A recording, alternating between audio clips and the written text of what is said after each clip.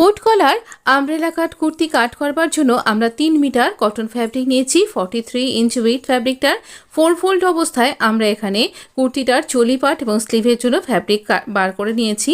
এখানে চলি পার্টটা মানে আপার পার্টটাকে প্রপার মেজারমেন্ট অনুযায়ী কাট করে নিচ্ছি।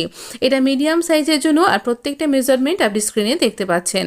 ফ্রন্ট এবং ব্যাককে আমি এভাবে কাট করছি, কিন্তু এখানে কোনো এক্সট্রা আমি কোনো ফ্যাব্রিক রাখিনি, মানে ব্যাক পার্ট এখানে 1 ইঞ্চি লম্বা নয়। তাহলে কোট কলারটার ফিটিংসটা ভীষণ সুন্দর হবে। ফ্রন্টের ডেপটা কাট করতে প্লিজ ভুলবেন না।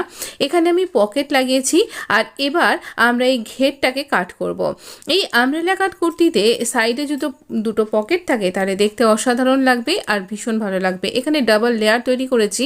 ডাবল লেয়ারের জন্য ফ্যাব্রিক আমি এই নিচ থেকে পড়ে থাকা ফ্যাব্রিকটাকেই এরকম গোলাই করে কাট করে নিয়েছি, আর সেগুলোকে জুড়ে ছোট ছোট প্লেট করে তৈরি করে নিয়েছি।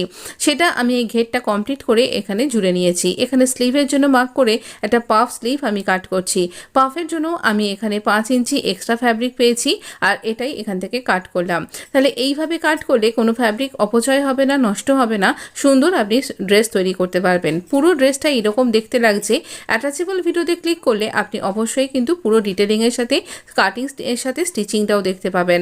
ভিডিও ভালো লাগলে প্লিজ লাইক শেয়ার সাবস্ক্রাইব করে পাশে থাকতে ভুলবেন না। ধন্যবাদ।